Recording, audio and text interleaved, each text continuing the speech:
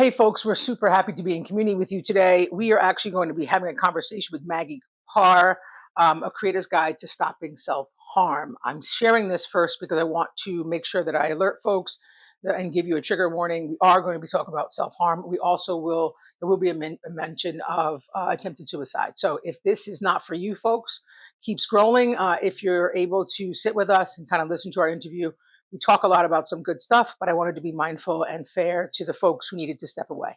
Hope you're having a great day. Thank you so much.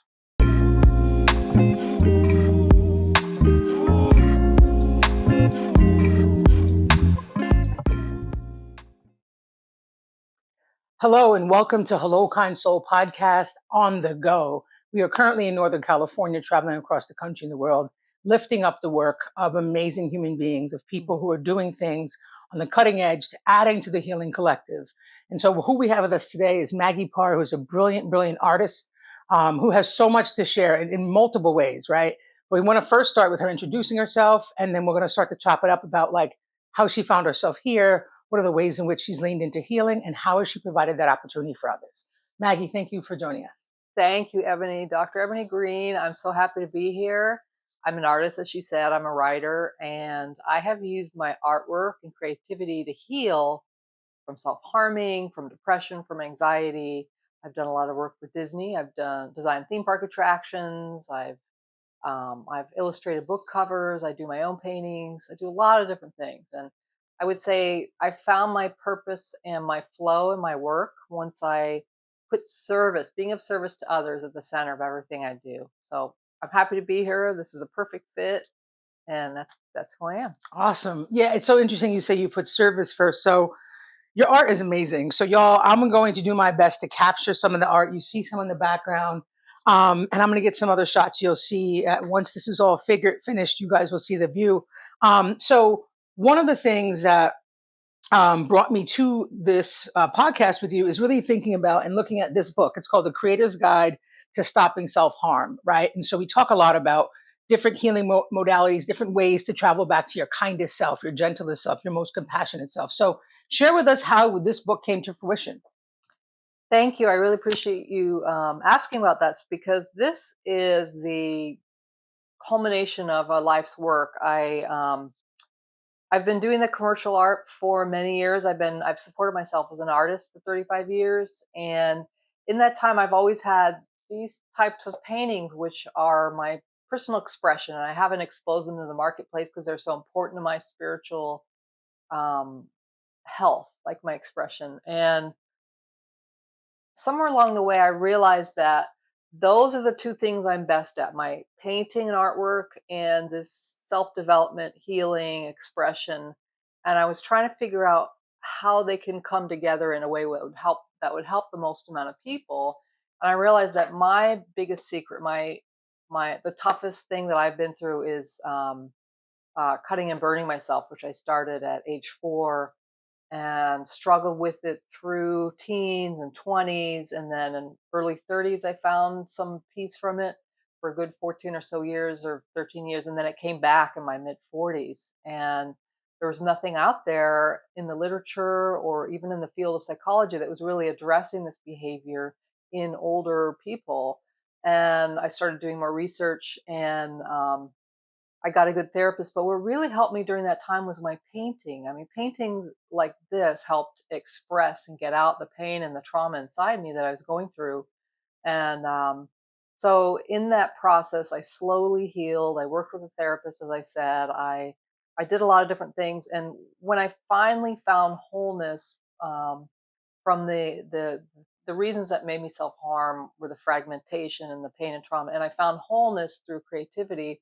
And the thing is, when you find that healing and wholeness, there's just naturally a desire to help others that comes Mm. from that.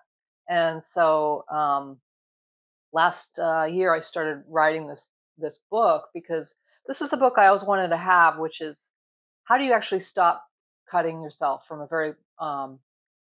a positive and uplifting place. The books I found were either by clinicians, psychologists who had patients and they had found what worked for their patients, or they were by people who had done it, and they're these harrowing memoirs and they're hard to read.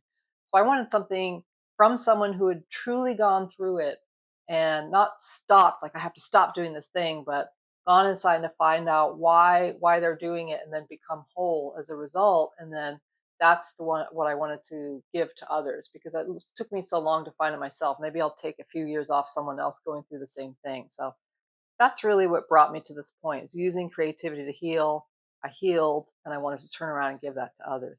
That's amazing. It's so wonderful that so what's interesting is how your life's work became the catalyst for healing your life's trauma, Yeah. which is like mind blowing. Yeah.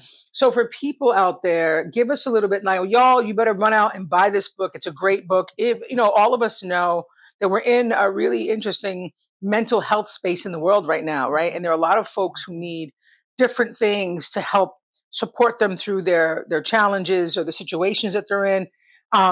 So what parts of painting or artwork can the average person lift up, right? So Mm. you're an artist, and so Yeah, you that's a do good brilliant question. things, right? But Yeah. if I'm not a person who really knows how to like paint or draw, and I'm like, well, I don't know how to do this thing. Right. How do you help make that a simpler process for the folks reading your book? I actually, it can be harder if you're an artist, because then you're trained for it to look, you want it to look a certain way. Mm, And the thing about the type of art, the exercises I go through in this book, there are advanced ones for artists who want to deepen their work, but most of it is geared towards non-artists. You don't have to be an artist to do this work. Just like The Artist's Way, the book is really about tapping into your own creativity, which I think is a human birthright.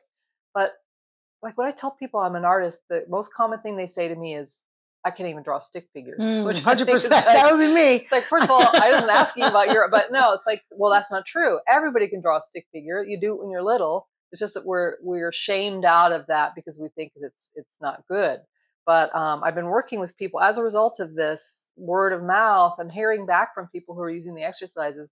You start drawing stick figures, even as an artist, you draw stick figures from that place of the little kid, from the voice of what's trying to be heard by self-harming. Mm, Because that's really, we can go to therapy, we can write an autobiography or memoir, we can do all that stuff, but there's a part of the brain where a lot of this core trauma is happening that's nonverbal, and drawing it somehow gives it an outlet that everyone I've worked with, they start to draw and they go, whoa, I can't believe that came out of me. mm, Because I see the cutting as a voice on the skin. And so mm. who's speaking? That's really the question. The wound holds the answer. And so what is the wound trying to say? And artwork, drawing, painting, physicalizing that creativity is, I have found, is the way in to listen to and express that voice. I appreciate that because it makes me think about letting go of the constraints of what art is, Mhm. right? And Mhm. so like when people create and we think of art, we all have our own imagination about what that finished product Mhm. needs to be so that it has quality. Mhm. And what I hear you saying is yes, there's a version of that obviously that exists, that you are an Mhm. artist and your goal is to sketch and paint something Yeah. with a definitive end. But in Right. this case, the goal is allowing your inner child to really guide Yeah. what comes out and giving them the voice to kind of Yeah. like have permission and grace in creating whatever it is so that it's outside of you as opposed to inside of you. Yes. Yes. And it, by giving that part of us a voice, and then also being the adult self who's witnessing, we are doing this kind of healing that no one else can do for us. Mm, I mean, no matter what our trauma is, whether it's societal, intergenerational, from a family of origin, from bullies in school, we're left with this wound, this wounded person. It's not just a wound, it's a being inside that's sort of frozen in time with that trauma. So we need to be able to witness, hold the space, love on that part of us, and heal it. And, it's like, I just had a tooth pulled and it's been really painful, but it's 4 days ago now and it's already healing, but it heals from the bottom up. And mm, so we have to go all the way underneath to where the core wound is, and clean that out and listen and pay attention and love on it, and then slowly work our way forward instead of like trying to heal something from the outside in. So that to me is getting in touch with that one who was traumatized by whatever happened, and then drawing it, writing it, expressing it in some way, and then also being the witness and seeing it, holding the space, being amazed, reflecting back, and then loving on that part, is that's the work of healing that's so important. That's so good. There's so many nuggets in that, y'all. So I hope y'all are locked in.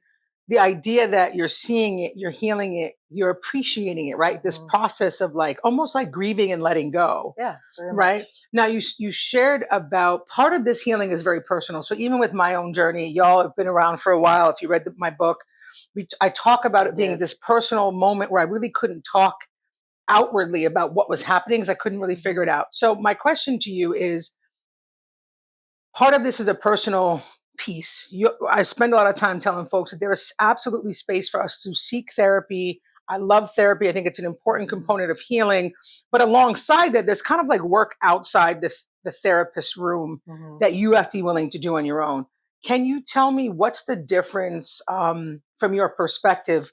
What role does the therapist play outside, or what role do you play outside this play outside the therapy of it all? Like, Mm, is therapy it of it in all. tandem? Are there parallel journeys at the same time going towards the same destination, or is it you do one and you do the other? Like, what's your thoughts about that?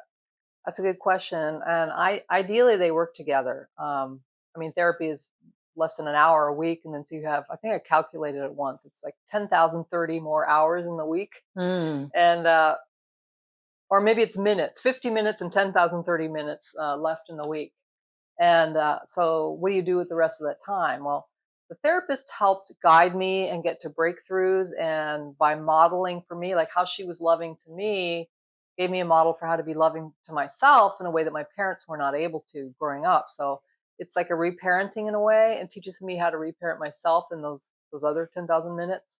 Um, but also, when we do this work, like when I started drawing a lot of my, like the abuse that happened to me, I still have not been able to verbalize it using words, but I've been able to draw it, like little kid type drawings.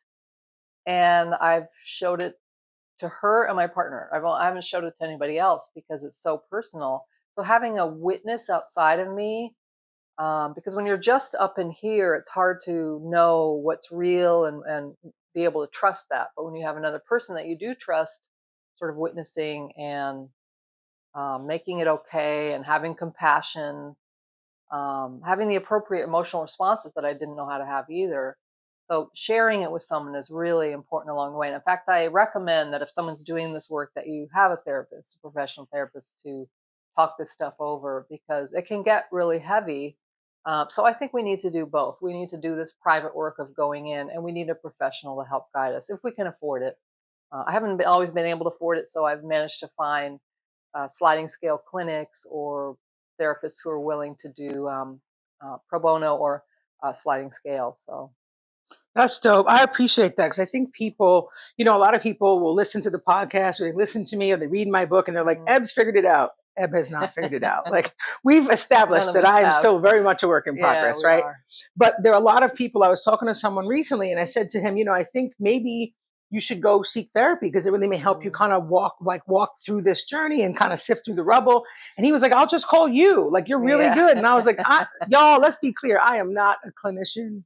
Yeah, I'm not. that's a I whole other know a thing. lot based on my experiences in life. I know what I Mhm. know, let's say it that way. But more importantly, the piece for you to think about is that, to Maggie's point, it's important for us to realize that there's not like a one shot thing. Mm-mm, Like you just mm-mm, do this thing and now everything's good and everybody's happy. Like all of this work takes a lot of time. And I want to say it almost takes a lifetime. mhm. So I'm curious when, I say to people oftentimes, if you look back, I hope that you're proud of the journey. And so when you look back 5, 10 years, can you see your visible progress in terms of all of the work that you've done? Oh, by the way, y'all, this is Phoebe Rose. She is She's a taking, co-star who's snoring a little bit. She's yeah, living her best life. Cutest taking dog all the ever. attention. Um, but when you look back, like, can you visibly see the work from when you started this? Not the Hmm. book, but when you really got like, okay, here's this place I need to start the work. Hmm. Till now, are you able to see the visible benchmarks of growth year to year, I years am. to year? Outwardly, yes, but the most marked one is inwardly. I Mm, don't know if you, like, you knew that yesterday I accidentally scratched my mm, partner's brand new Airstream, And my first instinct was, don't tell her. I think I I was actually gonna said get, that. yeah, So that's I what would you have would said, say. yeah. And geez, that's my first instinct, and it's okay. I'm never gonna not have those instincts or those thoughts.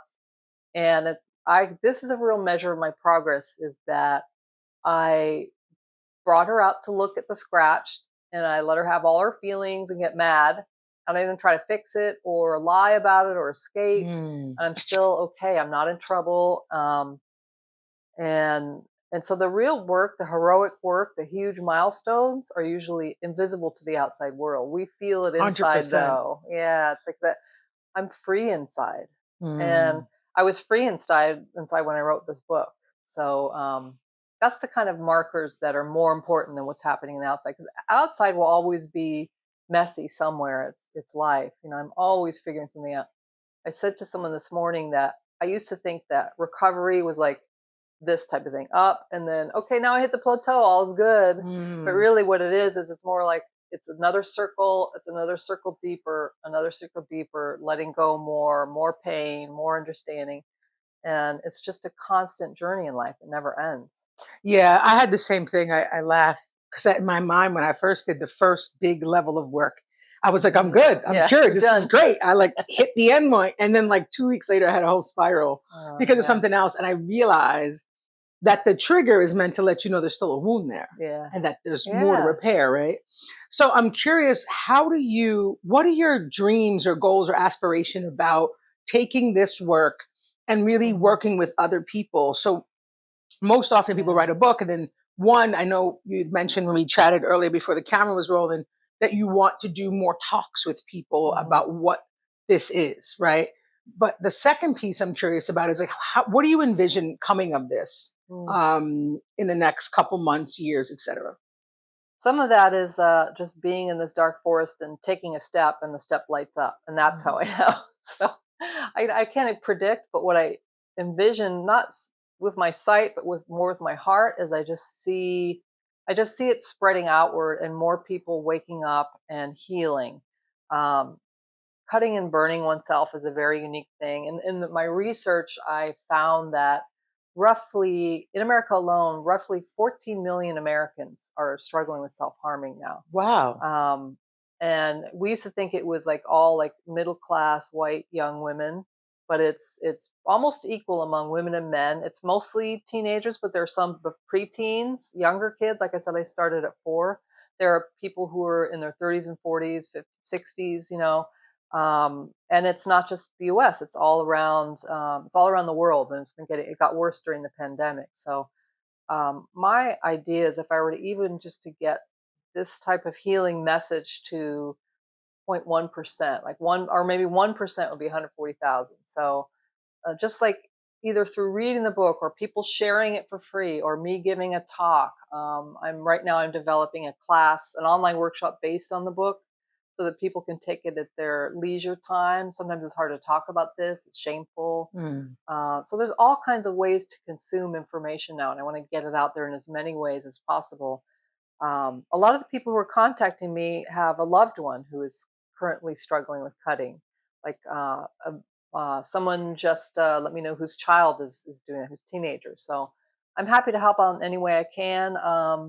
I've done some sort of one-on-one mentoring, but again, I'm not a therapist, and that gets a little tricky because there's often a lot of other things that go along with it: eating disorders, substance abuse, addictions, personality things. So I'm not qualified to help with that, but I'm Mm. always willing to help in any way I can, one-on-one or with the things I'm building to be able to offer people.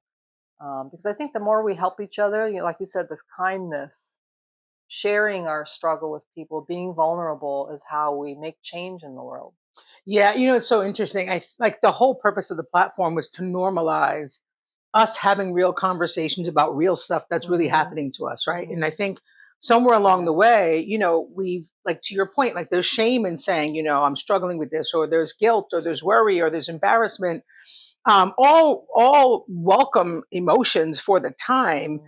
but the problematic nature long term is that then we're not engaging in healing. Yeah. Then we can't name it, so we're not actually aware of how to go forward doing the work. And so Hmm. being able to have conversations about like we are all born kind, compassionate humans, Mhm. and life is lifing all the time from Yeah. day one. And through these experiences, we become who we become. And so there are these opportunities, hopefully for everyone, but certainly for some folks who kind of build the level of awareness sooner, like, oh, I need to get this done because I Mhm. want to get to a life that I Mhm. really find a sense of peace. So that brings me to my next question. I've been around you now for a few days, and so I've been able to really kind of tap into like the genius that you are, but more Mhm. important, the kind soul that Mhm. you've become. I'm sure you've always was, but Mhm. I can literally experience your calm, your peace, Mhm. right? And so my question to you is, how did you find your peace? How did I find my peace? That's a good one. I would say many different ways, but starting with wanting to search for peace. Mm. You got to want it first. So, Did you know it was missing at first? yes, I knew it was missing. Okay. It's like I think we all, like you said, as little kids, we start out perfect little humans, and life happens, and we're changed, and we respond to it, we react. And if you see pictures of me when I'm little, I was born with dimples, and I was happy, and I just wanted to talk to people. You know, mom said when she used to take me on a walk, if I would say hi to whoever walked passed by, and if they didn't say hi back, I would turn around and go hi until they turned around and said, "Oh, hi, sorry." But I just really wanted to connect with the world. I love seeing things, and then some abuse started, and it started changing me, and I shut down. I shut down, and I always felt like that wasn't really who I was. Mm. Like deep down, I'm an innocent, beautiful child of God, a God of my understanding, and it just felt wrong. And by the time I started self harming, and then I switched to razor blades at 12, and it was like that unhappy state was not who I am. That was just imposed on me from the outside. Um, and all the things that happened were imposed from the outside, whereas I knew that somewhere in there was this indestructible spiritual force. And Mm. when I say spirit, spirit is non-material, so whether you call it God or universe or great spirit. I have a lady of light who came to me once, in a suicide attempt in the hospital that night. She came to me and said, "You're so beautiful, you don't need to do this to yourself." Mm. And she came to the door, and it was like, and I thought that the next day it was a dream, but I realized it was a visitation. And so she's been with me ever since. But I just was so motivated by pain to get out of that uncomfortable place and back to my home, that that's how I started seeking peace. I've heard it said that God is the search for God. Once you start looking, that's already God right there. Mm. And so, I have days where I don't feel as good, or things aren't going my way, and I interpret that as life is shit. And pardon my French, No, but all good. it's like, okay, yeah. And I just, but then I remember that that's not, God's always there. Spirit is always there. That's the truth of who I am.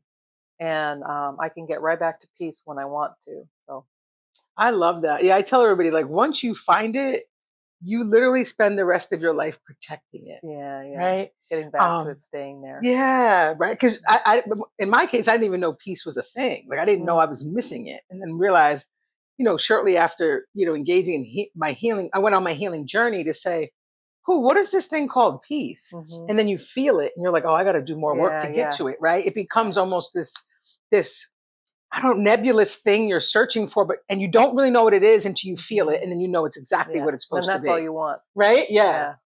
Yeah. All right, so we're going to wrap up, but I wanted to ask for folks who want to. Actually, there's two questions I have. One question that we ask every guest on our podcast is, "What does it mean to be a kind soul?" What does it mean to be a kind soul? It's to give whenever you have the choice between holding back and giving. We only get this day once. We only get this interaction once. I always give instead of holding back. I love that. Listen, y'all, she is She's amazing. amazing. I'm going to capture, there's so many paintings that you can't see from this perspective, but I'm Mhm. going to capture them and we're going to put them into our video. Before we get out of here, my question is, how can folks get in touch with you? If they want to book you, if they want to have a conversation with you, ordering your books, break it down for us. Well, thank you for asking. If you're interested in this kind of work, if you or someone you know is struggling with self harming, then I would go to stoppingselfharm.com. You can find more about the book there, and the online course will be there, and there's exercises and all sorts of free resources. And if you want to find out more about my work, you can go to my website, which is maggieparr.com, Parr, or Maggie Parr Art on social media. Awesome. And y'all, if you want to copy it, go to Instagram. You can get it right there. Make sure if you buy it, you review it. If you want a bulk order, you probably can reach out through the website. Either way, it is amazing to have met you. We don't get to meet people every day who we literally can see real time the impact, right? And so I've been around you the last few days and have been able to hear the different phone calls and touching base and reading the reviews on Amazon of how you've already started to impact so many lives. And so I'm just grateful to be in community with you today, that you were willing to come on and sit down and have a conversation. Anything final thought from you to the viewer? Well, I just wanted to sing Dr. Evergreen Green's praises Ah, because I feel the same way. As soon as we sat down and started talking, I went, this woman's brilliant. And to be able to have that kind of vision for the future and to also be motivated to share it, so that not only are you sharing of yourself, but then you're teaching other people to share, so that that just keeps widening. I mean, that's what it's all about. And I'm honored to be on this show, and I appreciate you asking me. Thank you. yes. All right, y'all. Listen, I'm going to get out of here. Remember, we're raising the vibration of kindness on a global scale. It starts with you, starts with me, starts with her. And so, Phoebe. It starts with Phoebe, right? I hope you have an amazing day, kind soul. I will talk to you soon. Take care. Peace.